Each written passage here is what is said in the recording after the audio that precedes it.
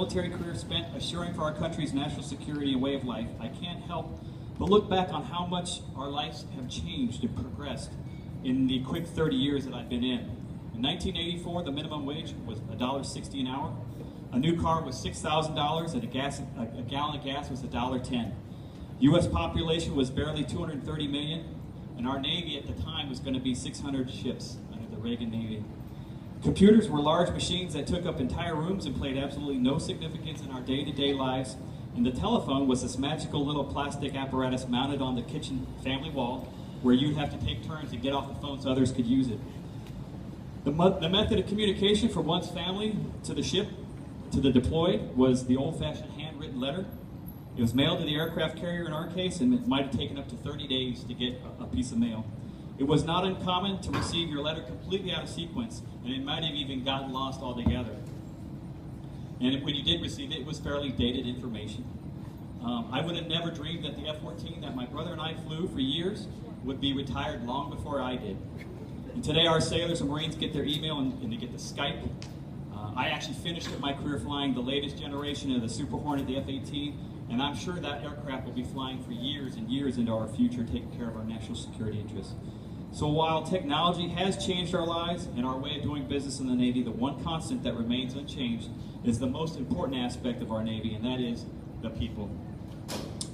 The people that make up our national armed forces. I stand here today with great pride as I reflect on my own family's military legacy as devoted professional military men with the presence of my father, Victor, and my brother, Mark. Between the three of us, we have a combined 75 years of military service.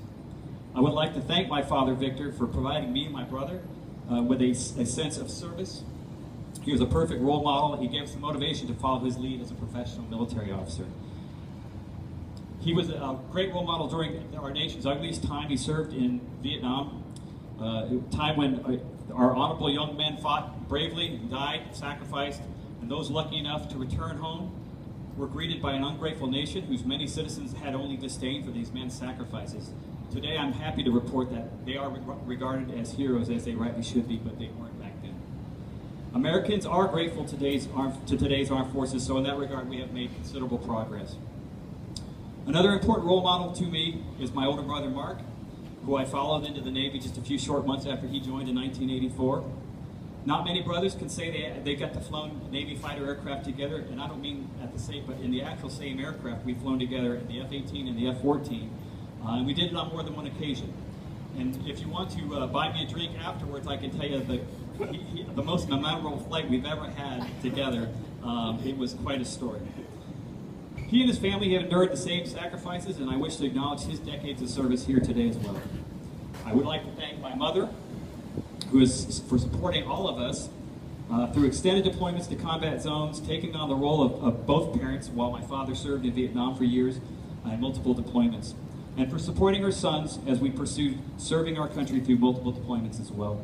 My sister, Boo Boo, that's her nickname, of course. Boo Boo couldn't be here today, but she is with us in spirit. She's always provided unending love and support through all of our careers.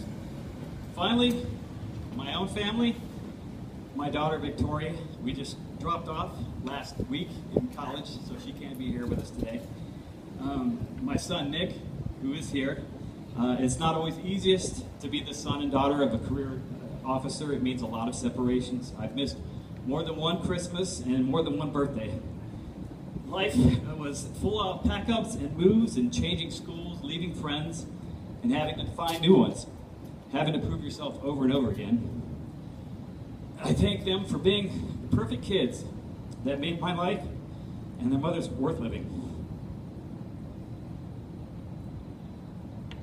Finally, my lovely bride, Sherry, who endured all the same sacrifices, but bore much more of the stress, covering both responsibilities with my prolonged absences.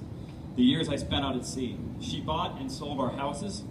She led the wife support groups, and she was an all-around great cheerleader for my career, and it would not have nearly been nearly successful or satisfying without her being a significant part that she had played in it.